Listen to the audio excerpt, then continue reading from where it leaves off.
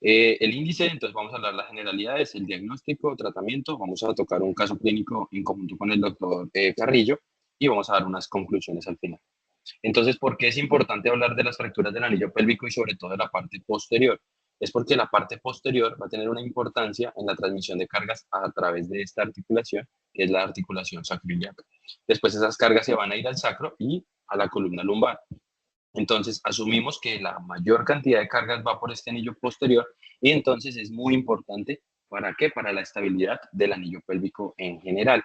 Siempre que tengamos una lesión, bien sea del anillo pélvico posterior o de cualquier parte de la pelvis, vamos a necesitar un manejo integral y sobre todo hacer un seguimiento a largo tiempo de estos pacientes. A manera de anatomía, lo voy a pasar bastante rápido, ya tuvimos algo de anatomía en la primera sesión, pero vamos a hablar de que tenemos un hueso sacro en una vista anterior donde tiene una base o promontorio, vamos a tener unos procesos articulares superiores, vamos a tener unos alerones o unas alas del sacro donde vamos a encontrar la articulación sacroiliaca y vamos a encontrar unos forámenes sacros anteriores. Si lo vemos desde una vista lateral, tenemos la articulación sacroiliaca y también vamos a encontrar el apex sacro. Y ya desde una vista posterior, entonces vamos a ver los forámenes sacros posteriores y vamos a encontrar el canal del sacro, la cresta sacra media, que todos estos reparos vamos a ver la importancia que tienen durante la clasificación y en parte para definir el tratamiento que vamos a realizar. No me voy a tener mucho, pero recordar que tenemos un plejo venoso sacro, que es un plejo el cual lleva una gran cantidad de sangre y que es la causa pues, principal de la inestabilidad hemodinámica de los pacientes por las lesiones que pueden llegar a presentar los diferentes vasos. Una, unos vasos sanguíneos, unas arterias, sobre todo la arteria ilíaca interna, que es el vaso de mayor importancia durante el trauma pélvico, y va a tener unas divisiones que van a ser en anteriores y en posteriores, y en el trauma pélvico, cuando tenemos compromiso del anillo posterior, como tenemos una disrupción hacia posterior, los vasos posteriores son los que van a estar más implicados. Y sobre todo, pues tenemos la implicación o podemos llegar a tener la alteración de la arteria glútea superior como parte de estas lesiones. En cuanto entonces a la anatomía, ¿por qué mencionar los ligamentos? Porque los ligamentos son los que nos van a formar ese complejo posterior que sea bastante resistente para la diferente transmisión de las cargas. Tenemos un ligamento sacroiliaco posterior que cuenta con dos bandas, una banda larga y una banda corta. Vamos también a contar con el ligamento sacroiliaco anterior, que si ustedes analizan, pues tiene unas fibras que van a ser oblicuas y unas fibras transversas. El ligamento sacrotuberoso, que va a ocupar toda la pared lateral del sacro hasta la espina ilíaca posterior y también pues hacia la parte inferior. Esta va a tener una contigüidad con las fascias de los obturadores y el glúteo mayor, que pues también son muy importantes y ya lo vamos a ver por qué. El ligamento sacroespinoso, que también lo vamos a encontrar en la parte posterior, y es una banda, en la parte anterior, perdón, y es una banda triangular que va a conectar el sacro, como lo ven acá, con la espina isquiática, y nos va a dividir en un foramen ciático mayor y en un foramen ciático menor. Los ligamentos iliolumbares que están en la parte superior y estos se van a anclar a las apófisis transversas de L5 y a la cresta ilíaca. Y es muy importante porque nos hacen un anclaje adicional al esqueleto axial.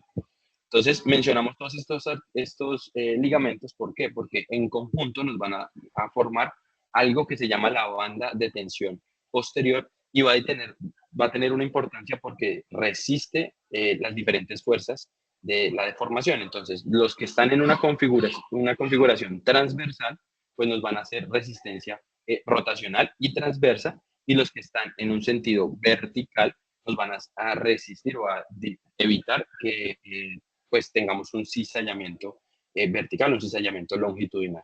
Todos estos pues nos van a formar la banda de tensión. Y esa banda de tensión entonces tiene la analogía con un puente colgante en el cual en la parte de las espinas acroiliacas van a funcionar como las torres, aquí lo vemos en el diagrama y aquí lo vemos en el corte de tomografía.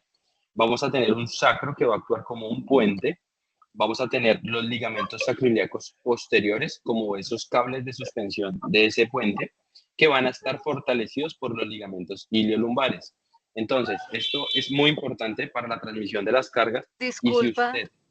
¿Sí? estás mostrando una imagen porque es que yo nada más veo una diapositiva que dice biomecánica, pero está en blanco. No sé si Un todos granito. ven lo Yo sí mismo veo. o es mi señal. Yo ¿Soy sí yo? veo la imagen. No, Sí sí se ve ve la imagen. Oh, Sí, la imagen sí se ve. ¿Será la conexión, doctora? quizás continúa. Bueno. Y entonces, pues esto nos va a formar ese complejo posterior, esa banda de tensión y en el cual el principio de tratamiento, todo el principio de tratamiento para el anillo posterior debe ser restablecer esa banda de tensión posterior para que podamos pues, tener una pelvis que sea estable. Y acá entra un protagonista muy importante que va a ser la piedra angular de la parte posterior, del anillo posterior de la pelvis, y va a ser el sacro. ¿Por qué? Porque el sacro, visto desde una vista en Aulet, vamos a ver que él está un poco más anterior con respecto a los alerones de los ilíacos. Y esto va a hacer que cuando le ejerzamos una fuerza que sea axial, él va a generar una compresión lateral sobre los alerones ilíacos y esa fuerza se va a repartir hacia la parte anterior. Entonces acá en el diagrama que les estoy señalando se puede ver cómo este sacro nos está funcionando como esa piedra angular para la resistencia a las cargas axiales. Entonces ya entrando en los mecanismos de lesión, vamos a ver qué es lo que está pasando. Lo primero que vamos a tener es que hay un mecanismo de compresión sobre la pelvis y al haber compresión tenemos una rotación externa de los alerones ilíacos y eso nos va a resultar en una serie o en unos posibles lesiones que podemos encontrar en el anillo posterior. Entonces, como en la imagen que está señalando acá, tenemos una luxación de la articulación sacroiliaca. Acá la fuerza continuó y aparte de comprimir, pues el alerón del ilíaco pues presentó una fractura del alerón ilíaco. Tenemos las lesiones en este punto que pueden ser por compresiones a nivel del sacro, una compresión lateral del sacro, presentando fracturas a nivel del sacro y las lesiones combinadas. Esto es muy importante pues diagnosticarlo y entender el mecanismo de la lesión para así poder pues abordar el tratamiento. Otra parte muy importante es el diagnóstico mediante imágenes. Para esto tenemos nuestros caballitos de batalla que son la radiografía y nos debemos acompañar en ocasiones del uso de tomografía. La radiografía anteroposterior, como lo mencionábamos ayer, colocamos al paciente en decúbito supino, dirigimos el rayo hacia la sínfisis púbica y lo que hacemos es analizar pues las diferentes estructuras. Lo primero que tenemos que hacer es ver y analizar que las pelvis estén simétricas para saber que estamos ante una adecuada posición. Los pies debemos rotarlos entre 15 y 20 grados con los talones separados alrededor de 20 centímetros para tener una adecuada imagen. ¿Qué podemos valorar acá? Las crestas, las espinas, idealmente alcanzar a ver los cuerpos vertebrales y los procesos transversos de L4 y de L5. Y aquí inicialmente ya podemos hacer una valoración de la articulación sacroiliaca. Siempre para los traumas pélvicos es obligatorio tener mínimo las tres proyecciones, que son la AP, inlet y outlet. La inlet en 25 a 40 grados en sentido caudal y en esta pues vamos a tener una adecuada mejoría para poder valorar el estado de la articulación sacroiliaca y si tenemos desplazamientos en el sentido antero-posterior. En la vista outlet, en esta pues es un ángulo entre 45 y 60 grados. Vamos a poder valorar adecuadamente las últimas segmentos sacros, el sacro como tal para buscar algún tipo de fractura. Y acá vamos a tener una magnificación de los agujeros obturadores que también los podemos valorar en esta imagen. ¿Cuándo nos debemos o nos podemos acompañar de una tomografía? Primero, resulta una indicación en el paciente politraumatizado para buscar lesiones adicionales y es mandatorio en algunas otras instituciones o países en los que lo debemos acompañar en el protocolo de abdomen y de pelvis. Siempre que tengamos dudas o que no podamos valorar adecuadamente el anillo posterior, deberíamos tomar una tomografía para valorar las fracturas en el sacro y sobre todo es importante para valorar los neuroforámenes en busca de desplazamientos o fragmentos que en algún momento le pueden generar al paciente una neuropatía. Las articulaciones sacroiliacas, los cortes 3D, lo que recomiendan es tomarlo y realizarlo. ¿Para qué? Para poder entender en general cómo es la fractura, la naturaleza de las lesiones y en los cirujanos que no tenemos o no tengan tanta experiencia, poder pues una mejor valoración de la pelvis. El angiotag, entonces ustedes miran la imagen que tenemos en la parte superior derecha, y tenemos un corte en el cual en la parte posterior se ve un sangrado que corresponde a un sangrado de la arteria glútea superior en un paciente pues, politraumatizado con una lesión en la pelvis. Y este que es un signo muy interesante y es ver el signo de la medialuna de la cava, en el cual vemos que es por una depresión de volumen en el paciente que está choqueado y pues es indicativo pues de hacer un tratamiento urgente. ¿Qué clasificación vamos a usar o cuáles vamos a usar? Entonces, primero, no hay una clasificación que sea completamente útil o que podamos usar solamente esta para poder clasificar un paciente. ¿Por qué? ¿Qué necesitamos saber? La lesión, el grado de desplazamiento, si es una pelvis estable o no, la dirección de la fuerza, cómo están los tejidos blandos y cómo, si tiene algún tipo de lesión asociada. Y no hay una clasificación pues, que tome todos estos parámetros. Entonces, vamos a hablar de las que principalmente usamos. La clasificación que no podemos dejar atrás, la clasificación de Young y Burgess, esta, pues lo que hizo es ver la dirección y la magnitud de una fuerza sobre la pelvis, cómo había o qué respuesta presentaban los huesos de la pelvis y dónde se colapsaban, y escribió los tres mecanismos que ya mencionaron el día de ayer: la compresión anteroposterior, la compresión lateral y el cizallamiento vertical. Pero la crítica a esta clasificación es lo simplista que puede llegar a ser, y como nos mencionaba ayer el doctor Pinzón, que no es un solo mecanismo el que está afectando pues, a la pelvis.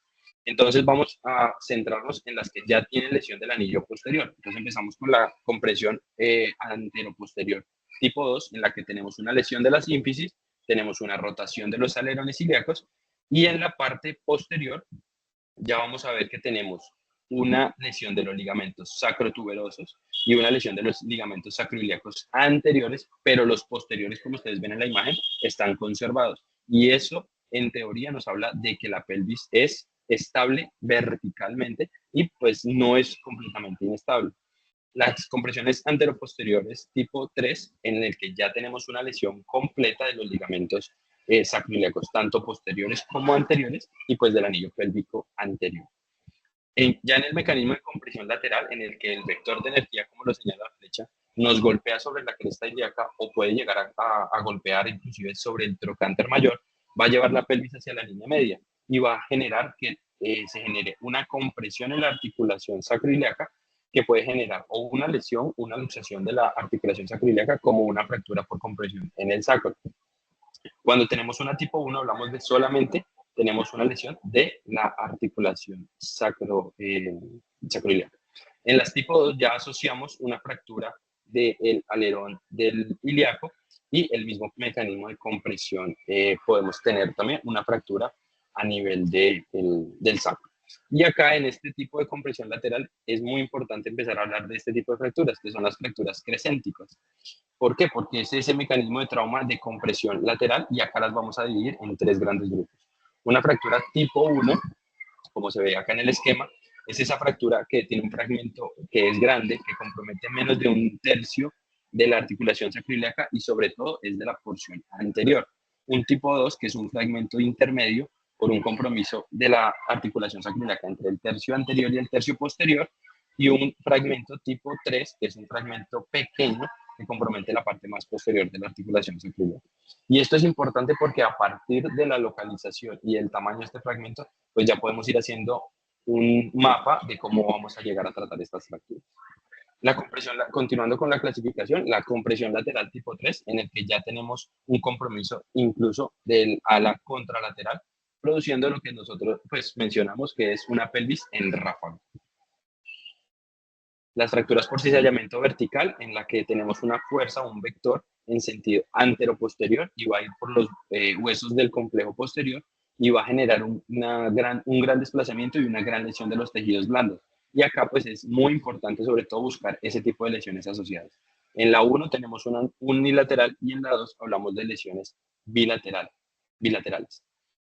Ya hablando de nuestra piedra angular o de este hueso que es el hueso sacro, es muy importante, y acá les menciono el artículo original del doctor Dennis, en el que hace la clasificación de esas fracturas del sacro.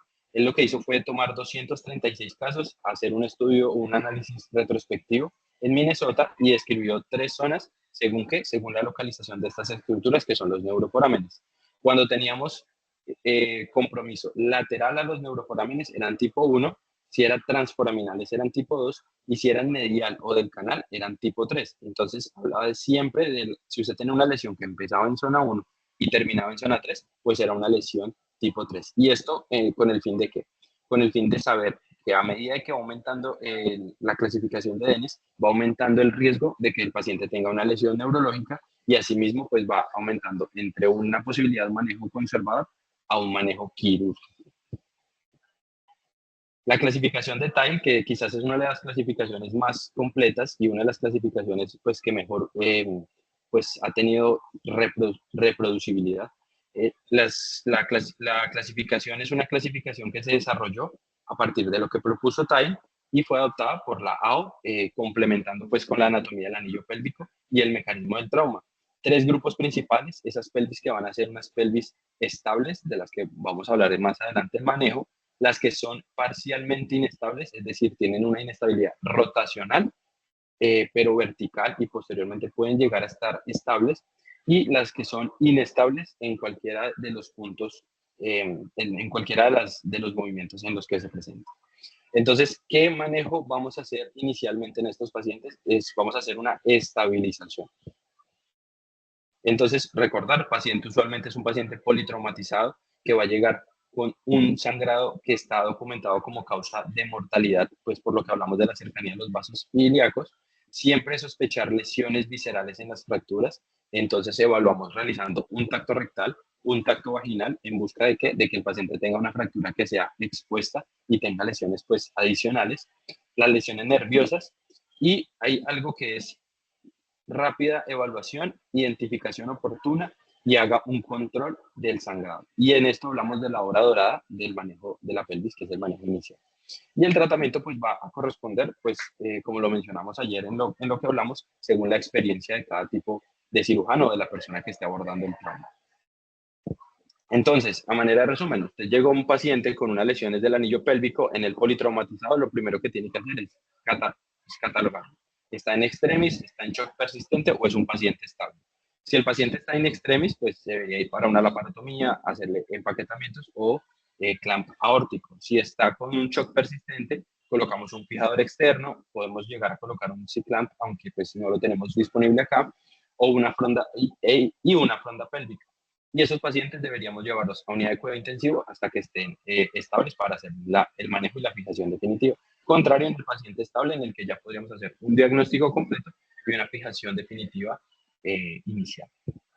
El CICLAM, solo para mencionarlo, pues ya que no es un arma que podamos utilizar nosotros acá, pues recordar que es algo efectivo, que su mejor evidencia es cuando se utiliza de manera temprana y lo que hace es que restaura rápidamente el volumen de la pelvis y biomecánicamente pues es superior a los constructos anteriores, sobre todo cuando tenemos fracturas que sean inestables y que comprometan el anillo pélvico posterior. Y aquí hay un ejemplo de una aplicación de este fijador. Entonces, ¿a quién le vamos a dar manejo conservador en estas fracturas? Entonces, lo inicial es, el manejo conservador es para las pelvis que sean estables. Es decir, tiene que cumplir adicionalmente de ser estable, no tener lesiones nerviosas, no tener lesiones vasculares, que el paciente no tenga un dolor que sea tan intenso, y en algunas series mencionan de que el aspecto cosmético pues no sea tan evidente. ¿Cómo vamos a hacer el manejo de esos pacientes? Entonces, una adecuada analgesia, le tenemos que hacer una tromboprofilaxis, hacer terapia física que sea temprana, porque necesitamos un paciente que camine pronto y que camine sin dolor. Y lo más importante quizás en estas fracturas es hacerles un seguimiento. Un seguimiento porque esto pueden presentar una progresión de la fractura, y una fractura que inicialmente le dimos un manejo conservador puede ser o convertirse de manejo quirúrgico. Otras que podemos manejar de manera conservadora son esas que son parcialmente inestables, sobre todo cuando comprometen únicamente el anillo pélvico anterior. Si tenemos el complejo ligamentario posterior y está intacto, pues podemos pensar en darle manejo conservador. Y acá en este caso es muy importante no recomendar al paciente que haga un reposo en cama prolongado, sino que inicie marcha de manera temprana. ¿Por qué? Porque si tenemos la banda de tensión posterior que está conservada, cuando el paciente camine, toda esa transmisión de cargas va a hacer que la sínfisis púbica de la parte anterior se vaya cerrando y pues el paciente vaya mejorando. La misma indicación, este paciente tiene que hacerse un seguimiento estricto y por lo menos a los 10 días deberíamos tomar una nueva radiografía en búsqueda de progresión. Otras que podemos manejar de manera conservadora, pero es algo debatido, son esas que son por compresión lateral y que tengan lesión del anillo pélvico posterior. ¿Sí? Entonces, este es un caso muy interesante en el que un paciente inicialmente hacen el diagnóstico de una fractura de la rama isquiopúbica, una rama iliopúbica y una fractura del sacro. El paciente lo llevan a cirugía y le hacen una imagen inicial, que es esta imagen que está acá, en la que no se ven, pues no se ven mecanismos de aumento de inestabilidad. Y acá le hicieron al paciente una imagen en la que le hacen rotación interna y le hacen compresión para mirar si tenía algún tipo de desplazamiento y claramente se ve acá cómo se va desplazando la fractura, por lo cual esta lesión que parecía de manejo conservador resulta ser de manejo quirúrgico. Las de manejo quirúrgico, entonces, primero, recordar que las pelvis que sean estables, si el paciente presenta mucho dolor, puede ser de manejo quirúrgico. El paciente de la lesión en la parte superior presentaba un dolor que era exagerado, entonces ante la persistencia del dolor se le hizo una fijación del alerón ilíaco con 2 tornillos de 3.5 con una mejoría de los síntomas. Y la misma situación en el paciente de abajo, una fractura del sacro, aparentemente es para manejo conservador porque no es inestable, pero el paciente presentaba compromiso nervioso y fue necesario hacerle una laminectomía, descompresión y una fijación con 2 placas. Entonces, ya las fracturas que sean inestables, que detectemos que sean inestables y que ya sepamos que debemos hacer un manejo quirúrgico, pues vamos a tener primero que elegir cómo lo vamos a operar. Tenemos una posibilidad de hacer un acceso abierto por vía anterior mediante un abordaje ilioinguinal o podemos hacerlo en posterior en 2 tipos de abordajes que tenemos que son en prono y en esta vamos a poder acceder al sacro, al complejo del ilíaco posterior y a la articulación sacroiliaca posterior. Acá en la imagen entonces estamos viendo un abordaje posterior y también pues tenemos la posibilidad de hacer un abordaje posterolateral. Otra de las grandes estrategias que podemos usar es la colocación de un tornillo iliosacro. Entonces, la colocación de un tornillo iliosacro va a ir desde el ilíaco hacia el sacro y usualmente recomiendan primero que sea bajo una visión adecuada en las visiones inlet y outlet, evitar pues obviamente los túneles en las raíces nerviosas, siempre perpendicular a la articulación sacroiliaca y que sean tornillos pues de una longitud adecuada. Entonces acá se puede ver cómo debemos buscar en la vista inlet el canal y la vértebra S1 para su adecuada colocación. Tenemos que buscar en la vista outlet el agujero sacro y a partir de eso entonces nos podemos ir ubicando. Pero cuando usted se decida hacer en un paciente una colocación de un tornillo iliosacro, lo primero que tiene que hacer es mirar en una tomografía si el paciente tiene una pelvis normal que no sea dismórfica o si el paciente tiene una pelvis que sea dismórfica. ¿Por qué? Porque esto nos va a hablar de cómo vamos a hacer los túneles con esos tornillos en un corredor de seguridad y que sea adecuadamente implantado. Entonces acá vemos en esta imagen ya la colocación de si tenemos la necesidad de hacer un segundo túnel para la colocación de un segundo tornillo en un paciente con una pelvis normal. Entonces este es un claro ejemplo en el que primero hacen una comprobación mediante la proyección inlet y luego hacen una proyección outlet para mirar si está en adecuada posición la colocación de la guía. Si usted se encuentra o sabe que va a caer dentro de uno de los agujeros de los neuroforámenes, pues lo que debería hacer en ese caso es o quitar esa guía y redireccionarla o utilizar esa para saber la ubicación que no va a utilizar y pasar una que esté lejos del canal y de la cortical para poder posteriormente realizar la perforación. Y esta es una imagen pues de un diagrama de cómo debería ser la adecuada colocación de un tornillo. Acá tenemos otro claro ejemplo. En el caso, lo que nos damos cuenta es que primero al paciente debemos conocer si es una pelvis dismórfica o no. Segundo, realizar una adecuada estrategia de reducción. Y tercero, pues hacer el adecuado paso de los tornillos iliosacros para pues poder estabilizar esa pelvis. Bueno, Ahora, pues les quiero presentar un caso. Es un caso que muy amablemente el doctor Carrillo, pues hemos venido pues conversando y trabajando en él. Y es de una osteosíntesis de una banda de tensión. Entonces, esta es la imagen inicial que tenemos.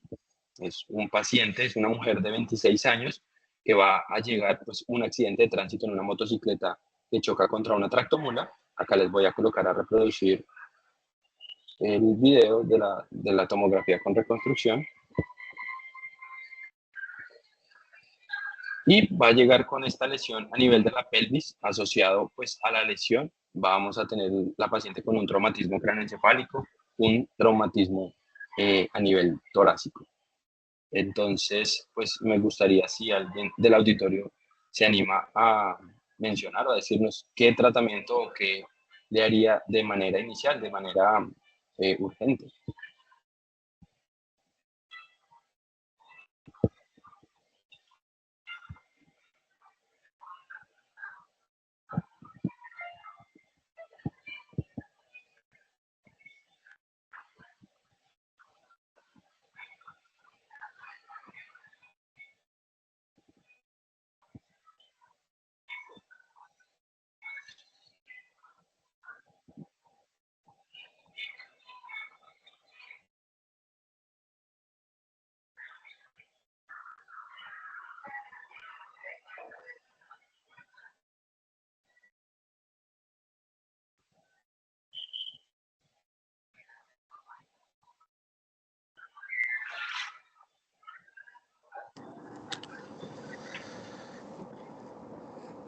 Listo, entonces, Julián, ese paciente, esta misma imagen que tenemos una radiografía de casualidad. Sí, señor, tenemos esta, pero Tenemos el scout de la pelvis, ok. Bueno, pues para mí esto es un cizallamiento vertical. Para mí esto es una fractura de pelvis, un cizallamiento vertical con una lesión de la rama isquiopúbica bilateral y esto es terriblemente inestable, tanto desde el punto de vista mecánico y probablemente desde el punto de vista hemodinámico del paciente. Yo personalmente a la fractura que más le temo es la caída de altura, mucho más por encima que las lesiones por accidente de tránsito. Los pacientes por caída de altura me parece que son mucho más demandantes, que se instabilizan más y que quirúrgicamente son mucho más demandantes. ok. Y, profe, manejo en urgencias, de pronto, no sé, algún presidente nos colabora con el manejo en urgencias, según lo que hemos hablado en estos 2 días.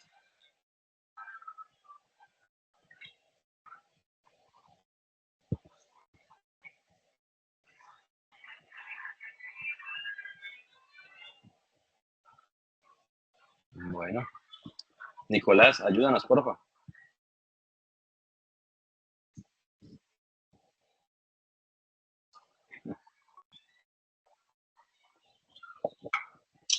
Hola.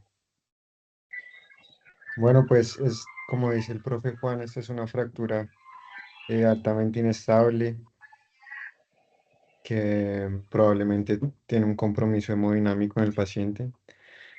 Habría que ver cómo está el paciente, no nos dijiste, su estado Sí, tenía sus... hemodinámico. La paciente estaba inestable hemodinámicamente, tenía un traumatismo craneoencefálico adicional y tenía un traumatismo torácico. Entonces, bueno, para no Bueno, pues alargarnos, hay que iniciar la reanimación claro, con un protocolo de transfusión masiva. Y pues hacer una fractura altamente inestable rotacionalmente, no, yo no le pondría un- una fronda, sino lo trataría de llevar a cirugía, ponerle un fijador externo prontamente. ok, ok, bueno, entonces vamos a seguir. A la paciente, efectivamente, como mencionó Nicolás, se llevó a colocarse un fijador, un control de daño, se le colocó un fijador supracetabular, se intentó estabilizar la pelvis, pues lo más que se pudo. Estas son las imágenes del fijador. Yo Perdón, interrumpo aquí un momentico. Uno, aclarando una cosa para Nico. Nico, el hecho de que tú coloques la fronda de urgencia no significa que no vayas a llevar al paciente corriendo a quirófano. O sea, una cosa no discute con la otra y la fronda te da algo de minutos. Sobre todo porque a veces estos son los pacientes que el paciente ingresa estable y a uno se le inestabiliza en la cara. Pero yo le hago una pregunta al profe Carrillo, a Linda, no sé si quién más esté por ahí conectado. Si piensan solamente en el fijador, porque a estos pacientes yo además del fijador les agrego una tracción esquelética del lado izquierdo para empezar a jalar eso una vez. Perdón que les interrumpa, pero me parece clave lo que acaba de decir, doctor Gatiga. Soy Gustavo Matson.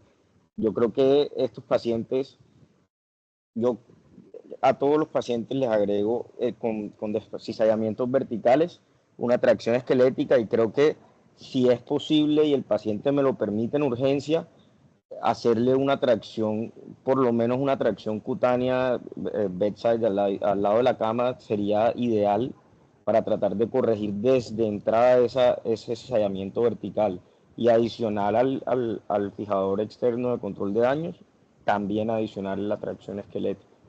Eso me parece súper clave en ese punto. Linda, profe Carrillo, ¿de acuerdo? Les tengo una pregunta ahí. Si le colocan el fijador externo de entrada y le colocan una tracción, ¿cuánto le reduce? ¿O se mejora el cizallamiento? Por eso hago la pregunta, porque una en teoría parte que si está colocando un fijador como este, supracetabular, ya ahí queda la extremidad alineada. Yo personalmente me gusta colocar primero la tracción, cuelgo la tracción y ahí sí coloco el fijador. Pero maniobra previa. pero no tengo evidencia que avale lo que estoy diciendo o que diga mejor que es mejor que solo el fijador, o no sé. O sea, por eso escucho. Pero yo creo que el hecho de colocar el fijador a manera que ayude y que traccione y que corrija ese sedamiento vertical, de alguna otra manera le va a quitar y le va a restar carga al fijador y va a disminuir la probabilidad de que ese fijador se afloje.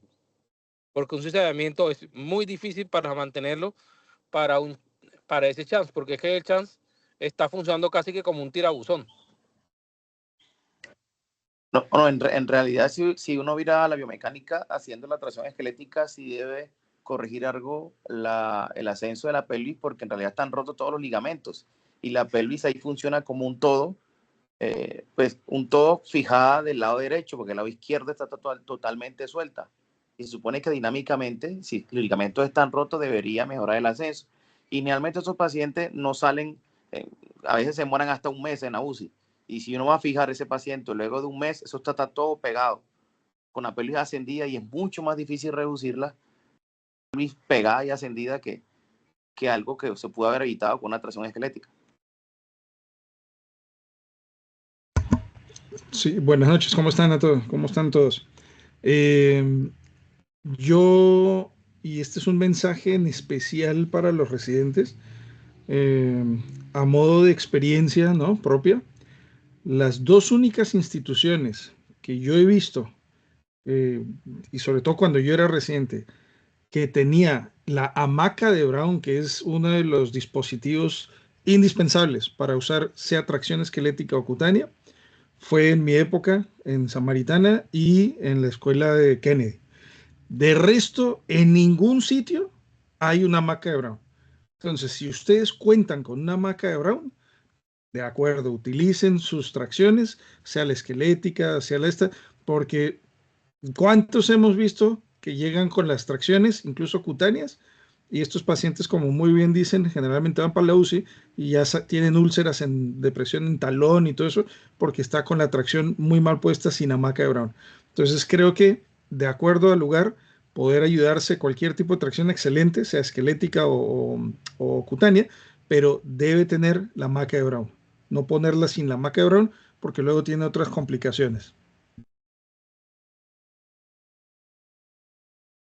O sea, a mí aquí mi preocupación, hablando de un cizallamiento vertical, Y hablando con de un cizallamiento vertical y un fijador como el supracetabular, la dirección de los chans en el supracetabular, o sea, un fijador supracetabular corrige muy bien una fractura por trauma, por compresión anteroposterior. Pero para un cizallamiento vertical, la dirección del chans va exactamente en el eje, o sea, el chans va de caudal hacia cefálico, en ese sentido, y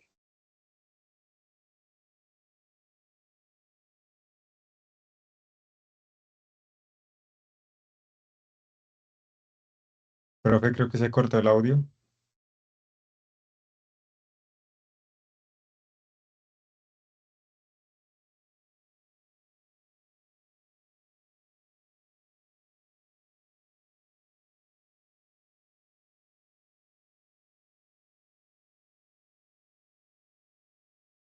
perdón, ya volví. ¿Me escuchan? Sí, Te señor. escuchamos. Listo, perdón.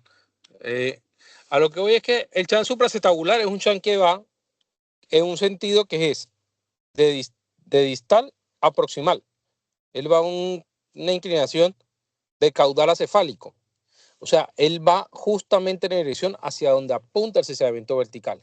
Eso quiere decir que a diferencia de cuando es una fractura con estabilidad rotacional, donde uno entra en un corredor y se apoya en las corticales para cerrar la pelvis, en este caso el chance está con sus roscas jalando y traccionando ese semipelvis que se está ascendiendo. Entonces, de ahí donde es mi preocupación de qué tanta fijación da un chance, independientemente del tipo de fijación externa, qué tanta fijación da un chance que está funcionando, a mi manera de ver, casi que como un tirabuzón en un hueso esponjoso para mantener una fractura tan inestable. Por eso es que, insisto, y lo digo, y soy claro, no tengo evidencia que respalde lo que estoy diciendo. Es mi análisis, a manera de entender esto, de los vectores y de las fuerzas para hacia donde se desplazan las fracturas y demás, desde el punto de vista biomecánico. Por eso creo que en cizallamiento vertical, creo que el fijador externo debe ir acompañado de una tracción esquelética que ayuda a luchar contra esa fuerza de cizallar.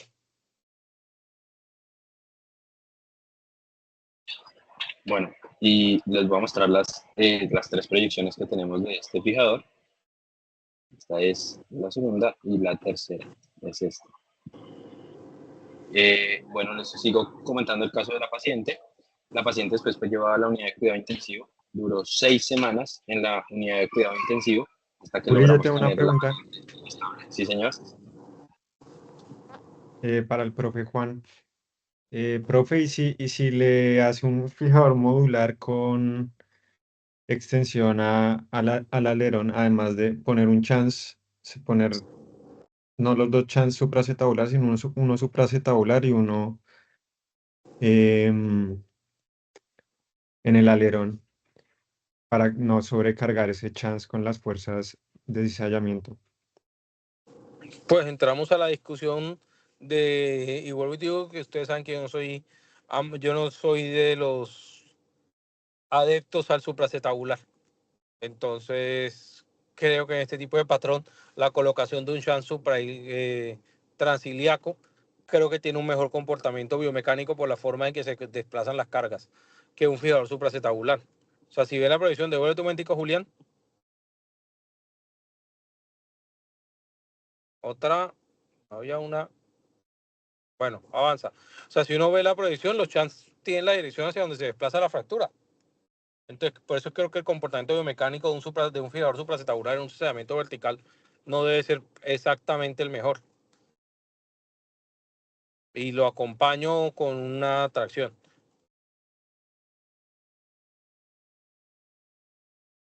Hay que tener presente que hay patrones de lesiones en la pelvis que no son para cerrar con un fijador, sino son para estabilizar.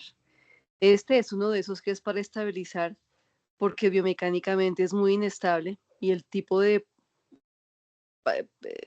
trauma involucrado en una lesión como esta hace que el paciente seguramente también tenga inestabilidad hemodinámica. El punto al que voy es que este fijador, más que reducir el patrón de fractura, lo va a estabilizar. Estoy completamente de acuerdo con el uso de la tracción esquelética para acompañar el intento de reducción de la fractura, pero no creo que el fijador pueda hacer la reducción de la fractura. Creo que va a estabilizar una lesión inestable, el anillo pélvico lo va a mantener estable para que el paciente pueda entrar a la UCI a ser cuidado y posteriormente, dependiendo de la condición, manejado de manera definitiva, pero no para reducir la fractura, porque en el intento de cerrar el ilíaco se puede abrir por la parte de atrás la fractura sacroiliaca y no se va a hacer absolutamente nada.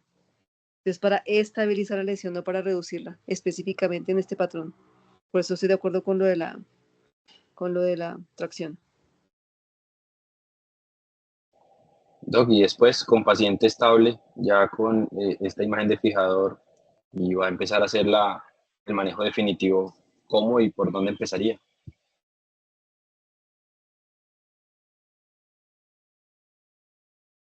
Pues bueno, este escenario no es muy ajeno a la realidad, ¿no? Estos pacientes que en general permanecen en la UCI un poco de tiempo, de manera que, por ejemplo, hay que contemplar la posibilidad de hacer abordajes amplios y simultáneos tanto para la parte anterior como para la parte posterior.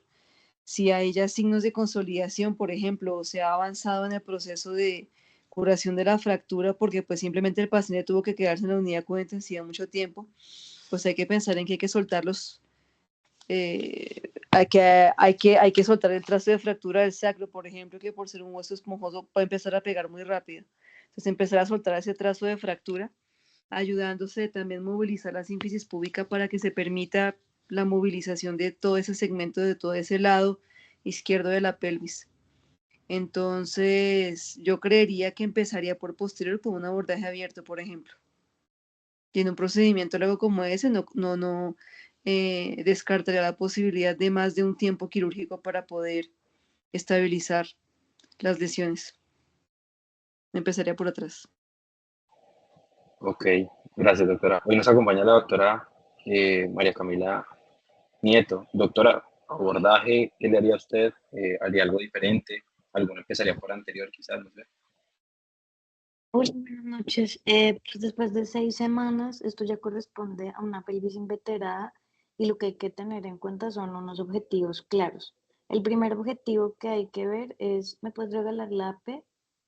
Es que las tuberosidades isquiáticas no están en el mismo nivel y lo que vamos a tener posteriormente es un paciente con seating imbalance, pues porque cuando se sienta ambas tuberosidades están desbalanceadas y eso va a producir pues digamos que una de las secuelas principales de las pelvis inveteradas. Entonces el primer objetivo se debería descender la hemipelvis izquierda y lo que muy seguramente, como dice la doctora Vallejo, pues lo que hay que hacer es un abordaje posterior amplio para poder soltar toda la parte posterior e intentar hacer un descenso lo más posible de la hemipelvis izquierda, que además de que está ascendida, está rotada.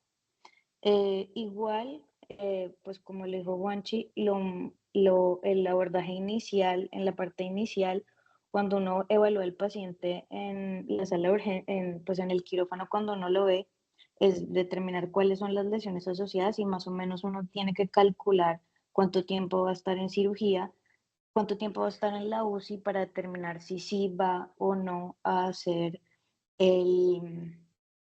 la colocación de la tracción. Si tú ves que el paciente solo tiene eso, pues solo le podrías dejar el fijador y después de que pase la ventana de oportunidad lo podrías fijar completamente. En este caso en el que no fue así, si uno tiene que ir más adelante y saber que lo más difícil después va a ser descender la pelvis, no solamente por la consolidación ósea, sino porque después vas a poder tener riesgo neurovascular por el nervio ciático y por todo el descenso de la pelvis que va a implicar, pues digamos que retirar todo el callo óseo y hacer todo eso es una cirugía muy grande. Entonces lo primero que uno hace en la pelvis inveterada es pues determinar cuál es el objetivo de uno, número uno.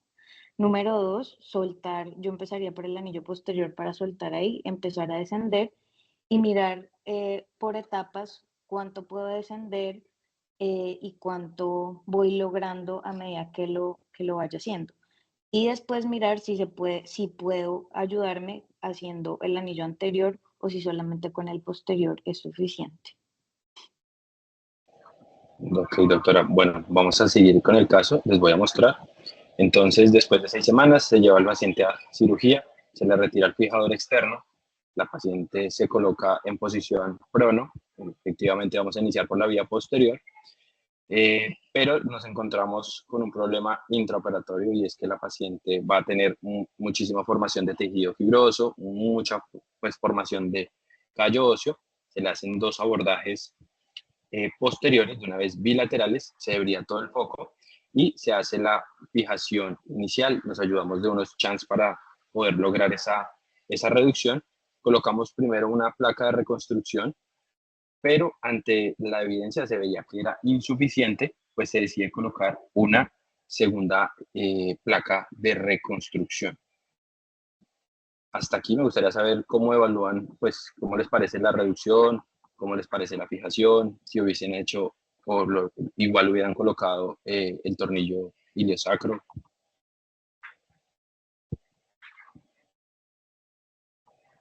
Doctor Reatiga. ¿Hay imágenes más panorámicas? Más panorámicas, doctora, no. Le puedo mostrar el resultado postoperatorio, pero pues sería primero con estas. No, ahí se ve bastante bueno. Toca ver, como dice Linda, el resto de imágenes. Allá atrás se ve bastante bueno. Como tú me pediste que no dejara que esto fuera una actividad de monólogo y que generáramos y que conversáramos, hago una pregunta. Esta técnica quirúrgica, como bien lo comentaron al comienzo, se conoce como banda de tensión. Yo vuelvo y pregunto, por ahí vi a Camila, el profe Carrillo, Linda, ¿están de acuerdo? ¿Sí les parece que esta placa en esta zona actúa como una banda de tensión? O sea, cuando uno ve las fracturas y este tipo de lesiones, el sacro es donde usualmente hay conminuciones y hay compresión. Entonces no estoy tan seguro que una placa atrás actúe como banda de tensión. No sé, ¿qué opinen Camila, Linda, profe Carrillo?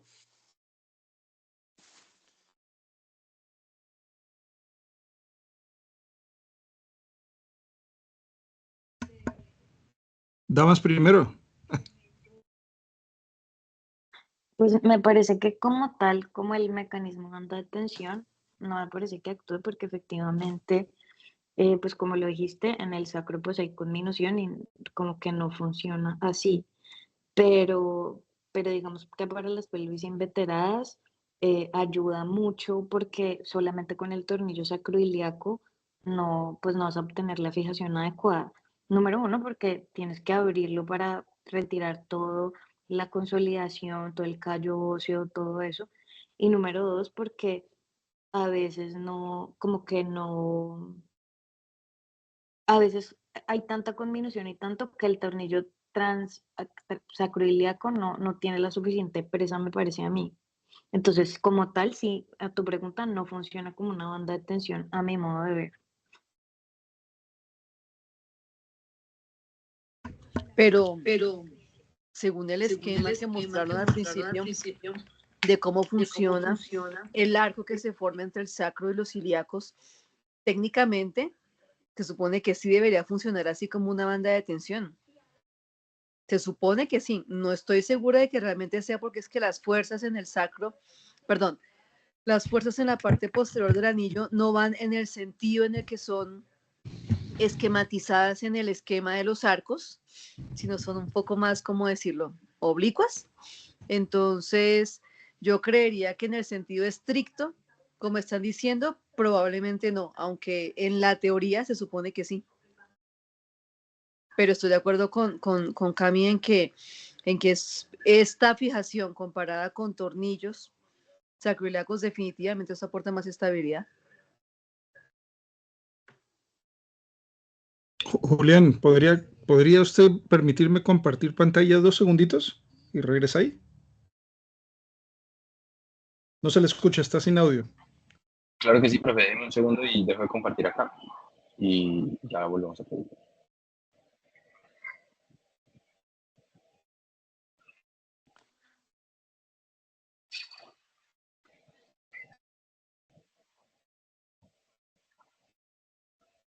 Creo que ahí pueden ver, ¿cierto? Me van a permitir un segundito. Entonces, miren, si yo tengo mi pelvis, perdónenme acá porque estoy dibujando en el aire, una vista superior, y este es el sacro, y aquí tengo mi sínfisis púbica, ¿de acuerdo?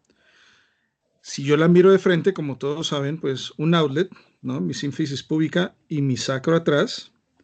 Recuerden que la pelvis visto lateral tiene una inclinación de esta manera dependiendo del tipo de pelvis, ¿no? Es decir, aquí está la sínfisis púbica y aquí está nuestro sacro, ¿de acuerdo?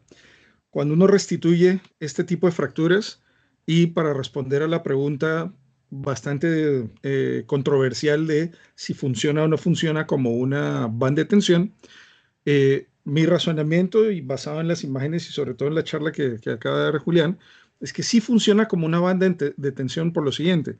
Si yo tengo mi círculo desde arriba, mi sínfisis púbica acá y mi sacro acá, en este caso, en este paciente, tengo una fractura que va a hacer que se me abra la pelvis en este sentido. ¿De acuerdo? Hay una conminución importante anterior, ¿de acuerdo? Entonces, si se me va a abrir, va a suceder que yo voy a tratar de poner un implante a manera de antitensión. ¿Sí? No sé si está saliendo, ahí veo que no me está saliendo la imagen. Ya, ahí salió. Entonces pongo mi placa posterior y funcionaría como antitensión porque la zona de adelante está sufriendo un mecanismo, la zona anterior, un mecanismo de compresión. ¿De acuerdo? Tan es así que si uno pone una placa anterior, ya sea para sínfisis púbica o en este caso que podría ser también un fijador anterior, ¿sí? Me va a ayudar a que no se me comprima, dado que la pelvis tiene la inclinación que les estaba mostrando en el esquema aquí superior, ¿no? Entonces pienso que sí cumple como banda de tensión por este esquema que les acabo de mostrar. Ya dejo de compartir acá.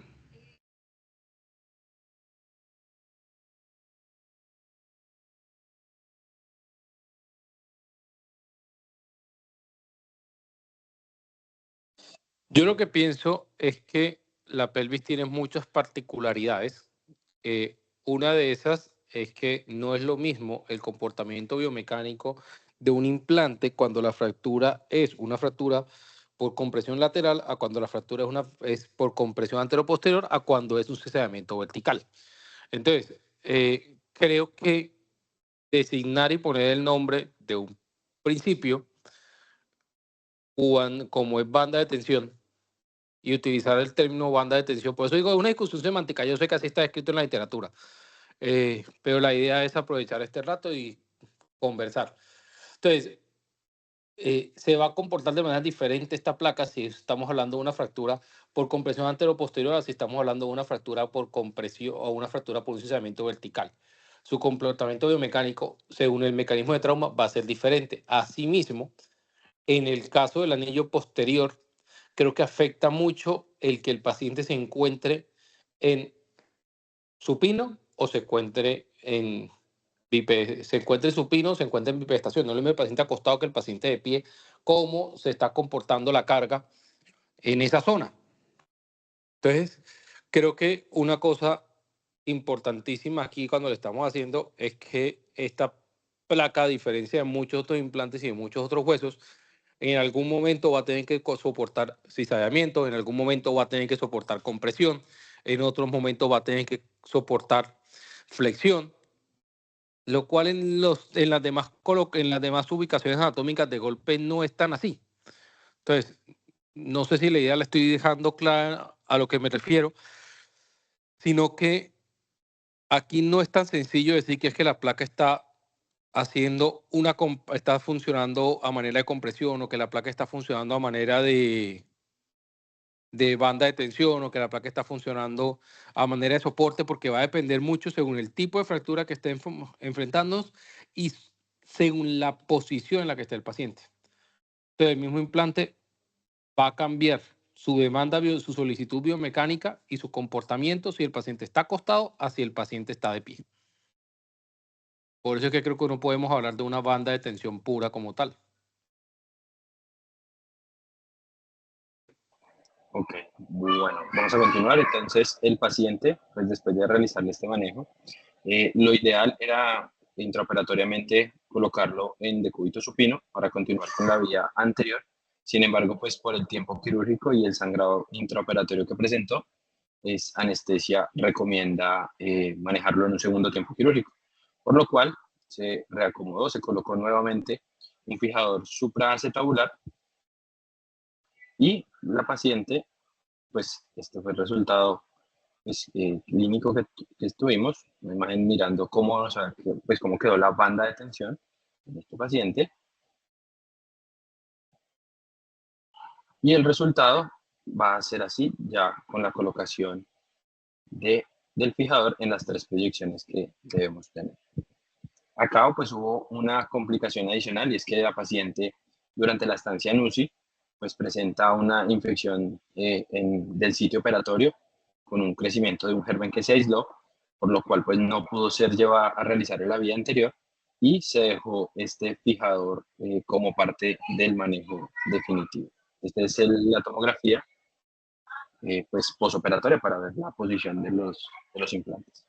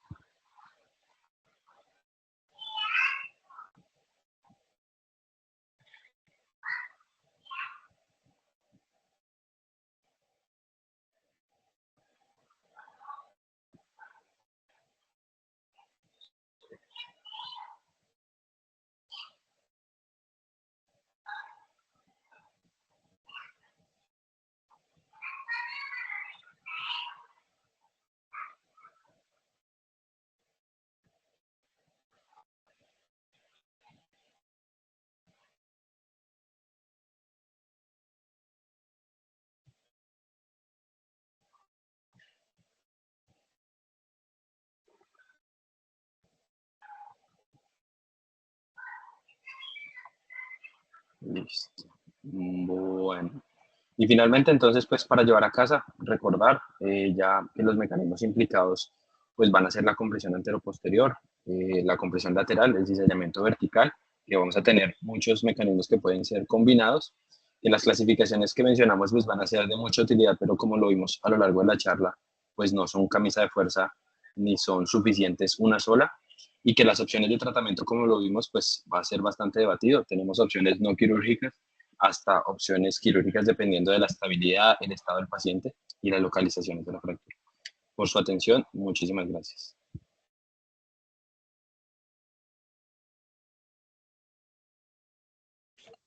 Pero bueno, justamente pasó lo que se estaba anticipando que iba a pasar en un paciente en cuya pelvis queda en una, pues queda ascendida la hemipelvis izquierda, ¿no? En ese caso, listo, la revisión y la vaina para descenderla, pero en el momento agudo, porque es que eso sí pasa, ¿cómo manejan ustedes el ascenso de la hemipelvis izquierda? ¿Qué día yo intenté montar al paciente de una mesa de fracturas allá en la Mederi? Eduardo la conoce, pero resulta que la mesa de fracturas, el montaje de la mesa de fracturas es todo radiopaco. Entonces no me sirvió montar en la mesa de fracturas porque finalmente pues nunca pude descender el ilíaco, mejor dicho, porque no podía ver nada.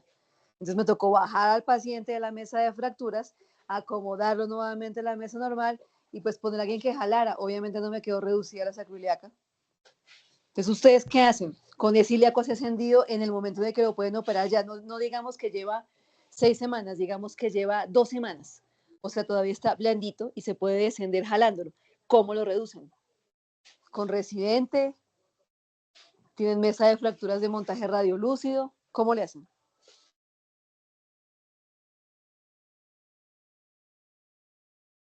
Pues lo monto en la mesa radiolúcida, lo suelto por atrás o lo que yo más pueda, lo hago que alguien me ayude con la tracción porque no lo monto en la mesa de fracturas y lo que hago es pasar las clavijas como si fuera a ser un tornillo sacroiliaco y después fijarlo con la placa y adicionarle la fijación del tornillo sacroiliaco.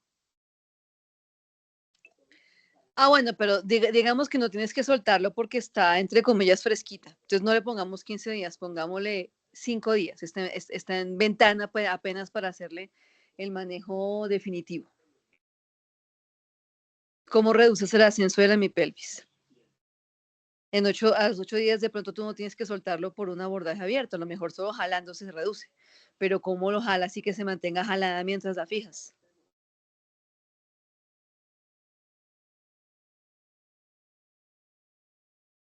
Le puedo poner una tracción esquelética y le adiciono, o sea, le pongo la tracción esquelética, lo verifico cómo vaya quedando para que después no lo tenga que mover.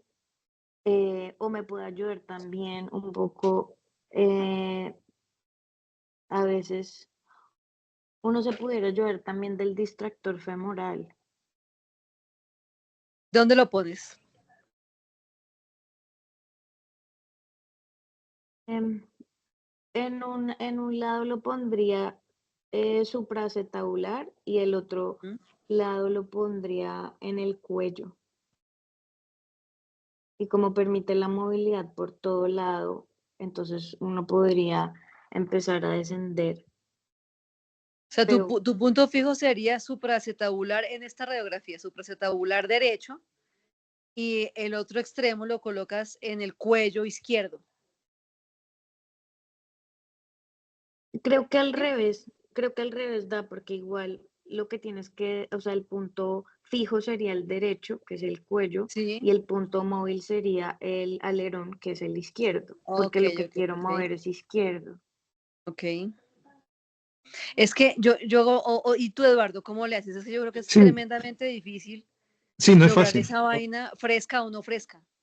De acuerdo, no es fácil y bueno, ahorita hago un comentario de la cirugía, pero el punto fijo debería en este caso ser la hemipelvis derecha, probablemente el chance más bien en este caso en el ilíaco, ¿listo? Como un transilíaco. Y de ahí va hacia abajo en supracetabular, que es el que me va a permitir en realidad distraer de arriba hacia abajo esa hemipelvis, ¿no? Pero no es fácil mantener esta para poderle hacer la fijación definitiva con la reducción. Ya como la experiencia de la cirugía con este tiempo que llevó de casi 6 semanas, no, pues terrible porque los chans los manejé por la vía posterior, en la cresta posterior del ilíaco. Mejor dicho, no te imaginas cuántas personas tuve que poner a traccionar esa extremidad para que bajara. Puse la primera placa y se ascendió nuevamente. Y no, Dios me vuelve a jalar. Y ahí le puse la segunda y obviamente faltó un poco más, ¿no? Pero no es fácil, sobre todo con el tiempo. Pero para responderte esa pregunta, chance ilíaco derecho, distractor femoral, si uno lo tiene en la mano, creo que es una excelente herramienta, y chance supracetabular en la izquierda, ¿no? Y hacer la fuerza para abajo. Linda, Bien. Linda, Sí. mi experiencia es que casi nunca se puede. O sea, hacerlo cerrado, casi nunca. O sea, ¿yo qué hago? Como lo dije, usualmente a estos pacientes les coloco una tracción esquelética en el momento agudo. Entonces, cuando los pasamos ya a la cirugía definitiva, sostenga el paciente allá arriba un momentico, sostengamos aquí la tracción, jalen duro y veamos cómo se porta la sacroiliaca. Si la No, y sacroiliaca veo esa. que Dale, reduce un poco, de golpe le sigo intentando, pero para ser honesto, eso es rarísimo.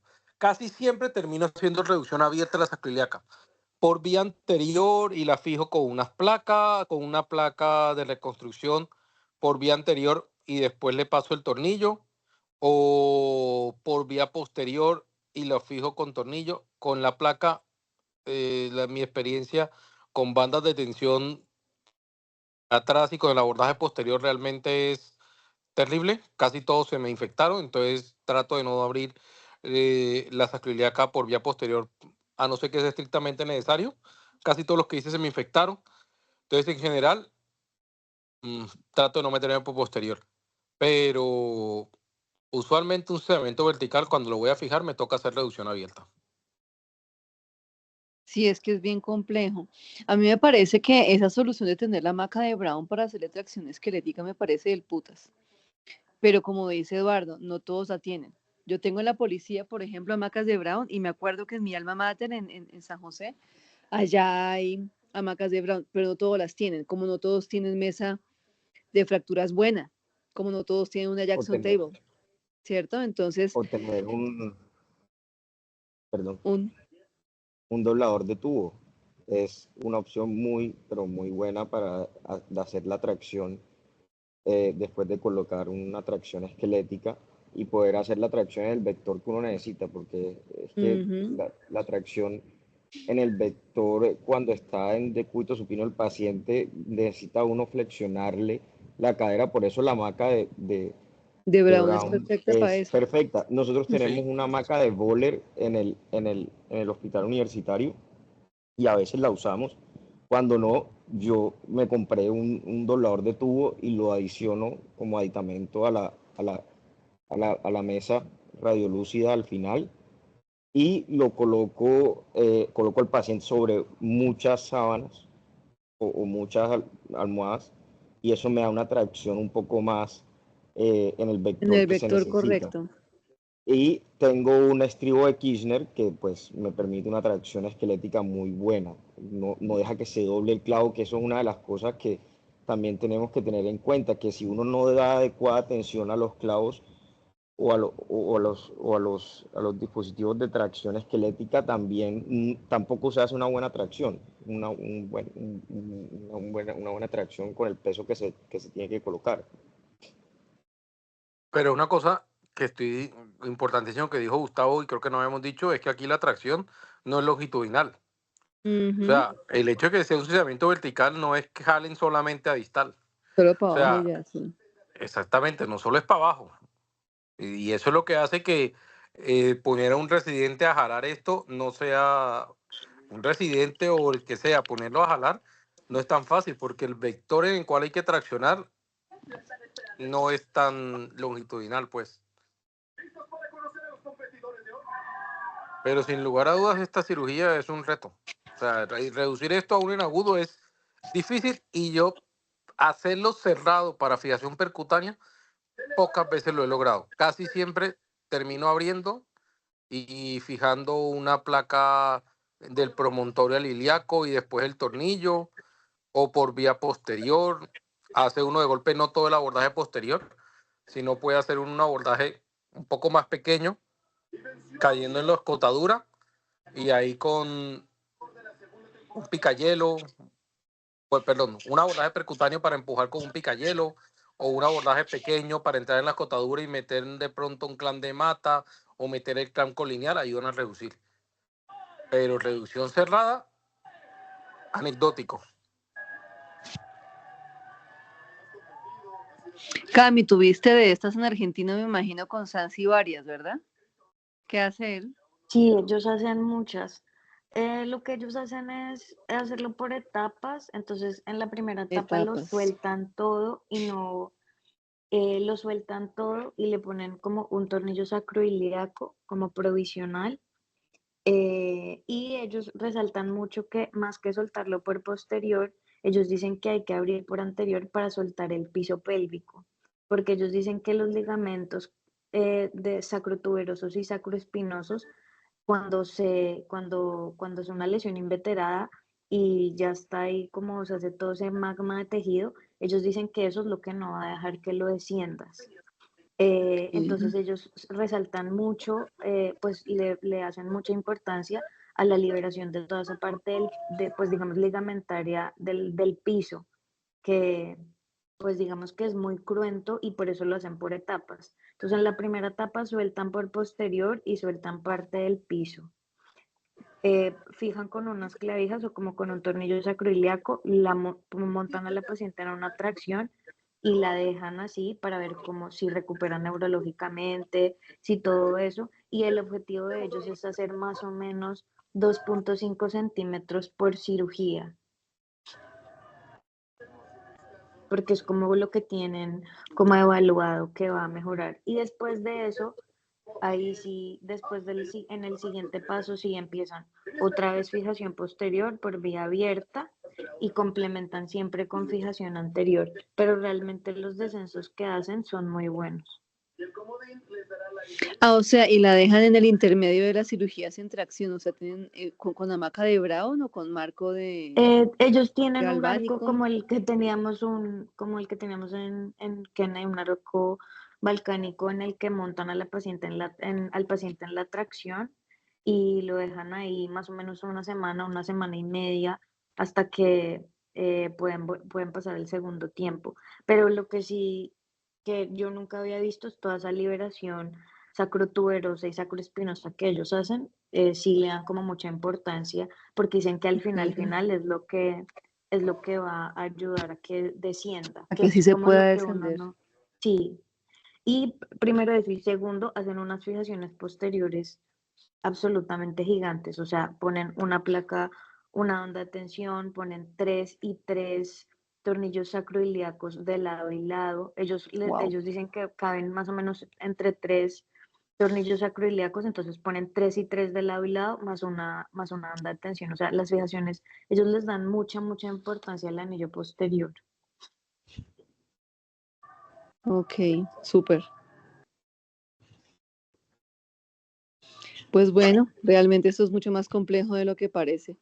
Sí. Quiero decir, o sea, no solamente es el poder tener la posibilidad de hacer el manejo casi completo con el fijador de control de daños, sino que de todas maneras hay que contar con que en el manejo definitivo hay que tener cosas como las hamacas, los marcos, la tracción. Yo creo que tengo una foto de alguna presentación de Sansi en la que muestra cómo se le amarra el marco a la mesa para poder hacer la tracción del otro lado. No sé si estoy equivocada, pero tengo en mi memoria esa foto. Sí, porque ellos y no sé si fue tienen, una o sea, presentación de él. ya no ahora, porque ahora tienen una mesa más, o sea, una mesa real, Sofisticada. pero ellos tienen en otro hospital que tienen adjunto una mesa de madera, totalmente de madera, y a esa mesa de madera le pusieron unos marcos en donde, como dice Sí.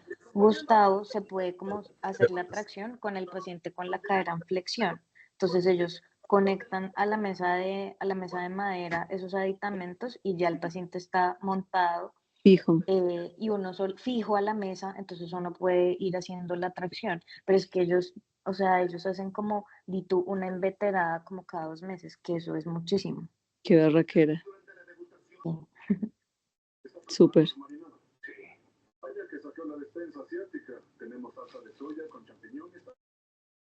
Pregunta pura Pero yo ahí, Cami, curiosidad.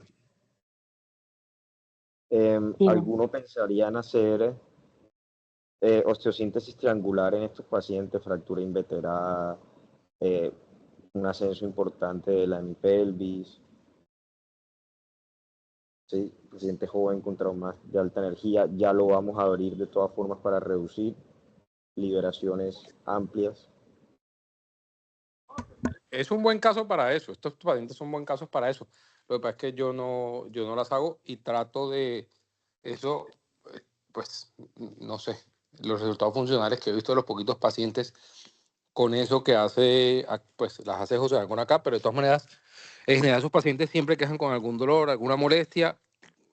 La verdad, clínicamente no he visto que sea muy relevante y que cambie mucho el desenlace para lo que uno logra acá. Creo que radiográficamente quedan mucho más bonitos, creo que biomecánicamente quedan mucho mejor, pero creo que esa artrodesis lumbopélvica clínicamente es muy limitante. Pero tiene sentido, porque es que el E5 es el punto, la columna es el punto fijo para que no se vuelva a ascender el ilíaco. O sea, realmente tiene sentido.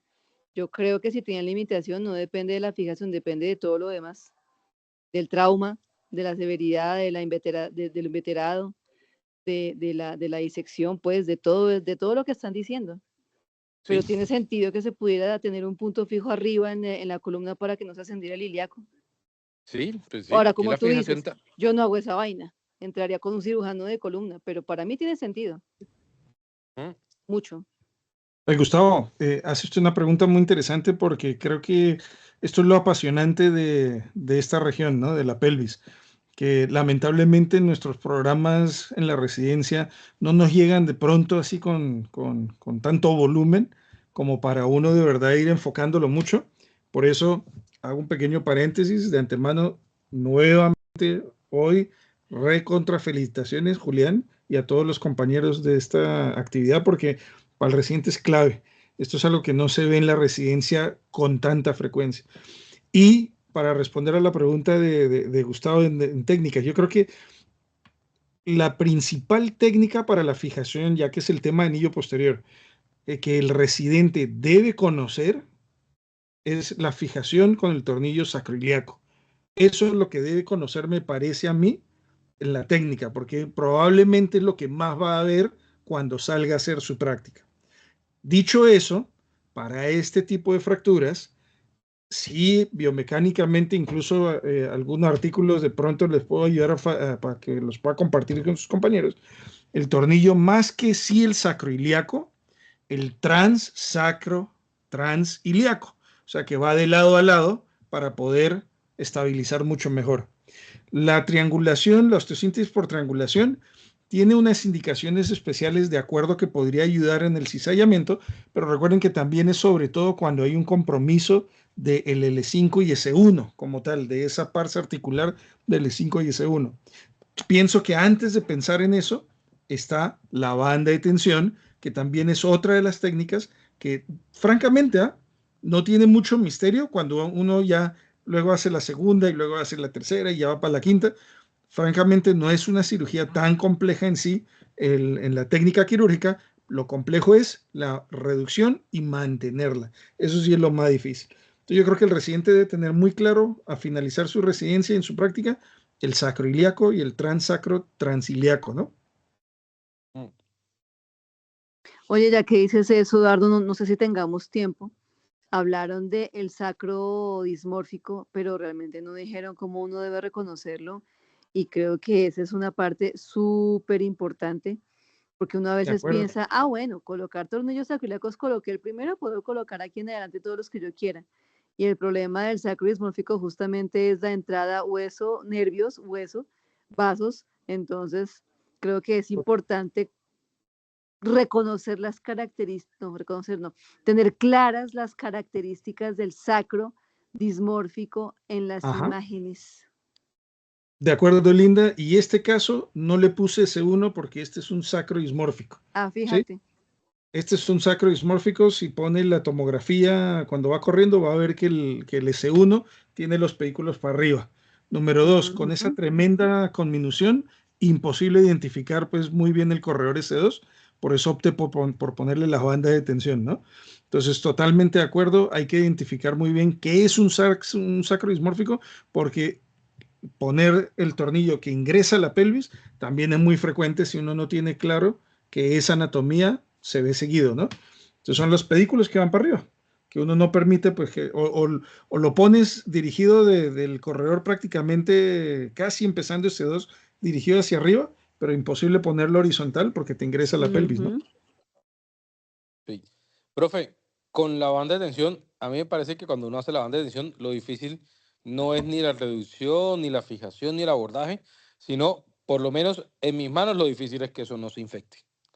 Me parece No, que sí, de acuerdo. o sea, me parece que lo más complejo realmente es que no se infecte.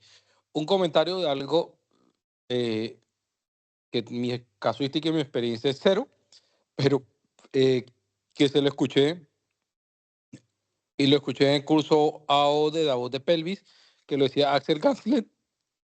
Axel decía que la banda de tensión, que esta banda de tensión debería ir acompañada sí o sí, tanto la banda de tensión como la fijación triangular deben ir acompañadas sí o sí con un tornillo sacroiliaco, porque dice que son sistemas que neutralizan muy bien, pero que ocasionalmente, si la fractura no se comprime, no se cierra, le ha tocado enfrentarse a pseudoartrosis del sacro.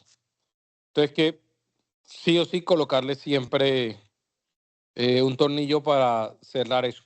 Un tornillo que cierre y después las placas a manera de neutralizar, digámoslo así. o la fijación triangular a manera de neutralizar. No lo he visto, no tengo experiencia. Comentario de experto, que es Axel Gansler. Entonces, ahí le comento, no sé, cada quien, creo que depende mucho del trazo y de lo que uno se esté enfrentando, si uno tiene o no tiene obligatoriamente que colocar el tornillo.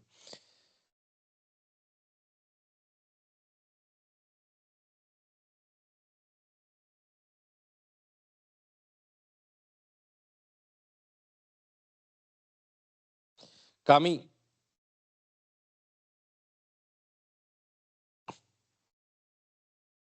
¿Camila está ahí? Señor. Cami, Sí, es sí, que sí, sí. yo tengo una cosa y creo que todo lo hemos dicho a lo largo de la charla, y es, tú dices que en italiano hace una inveterada cada 2 meses, más o menos te entendí. ¿A partir de cuánto tiempo consideran ustedes que una pelvis es una pelvis inveterada? Porque yo realmente siento que lo que uno menos hace son pelvis agudas. O sea, creo que lo que uno realmente menos hace son pelvis agudas. 8 semanas, 6 a 8, pero pues, o sea, yo, por ejemplo, lo que más hago es pelvis aguda. Creo que te envidio. Creo que te envidio. Yo creo que la mayoría de pelvis que yo hago llevan más de un mes. No, Creo que la la mayoría, mayoría son agudas. no sé cuál sea la experiencia de Linda y del profe Carrillo, pero Sí, creo que la definición exacta de diccionario es 3 semanas, ¿no? Entonces, y es probablemente lo que generalmente estamos haciendo, porque no es tan fácil en agudo estas tan complejas, ¿no? Súmele pues a veces la dificultad de los implantes, súmele a veces la dificultad de conseguir la sangre, o si es el politraumatizado, ¿no? Pues que esté perfecto, ¿no? En condiciones fisiológicas adecuadas, ¿no? Pero en términos generales, yo creo que las agudas, el porcentaje de operarlas ahí mismo, de esta complejidad, ¿no? No es en los primeros 5 días tan fácil, ¿no? La mayoría sí superan las 2, 3 semanitas, ¿no? sí, yo sí creo que, hablando de Sí, fracturas de pelvis inestables, diferente de pronto fracturas de acetábulo, creo que un acetábulo sí lo pueden presentar un poco más agudo. Pero fracturas de pelvis inestable, creo que realmente la mayoría están entre las 3 semanas, un mes o mucho más allá de un mes. Claro, perdón. Y recuerden, para los residentes, ¿no? El callo blando empieza la 3.ª semana aproximadamente, ¿no? Y por eso hay ahí el término del veterano que ustedes entran y van a encontrar tejido fibrótico, ¿no? En cualquier fractura, generalmente, ¿no?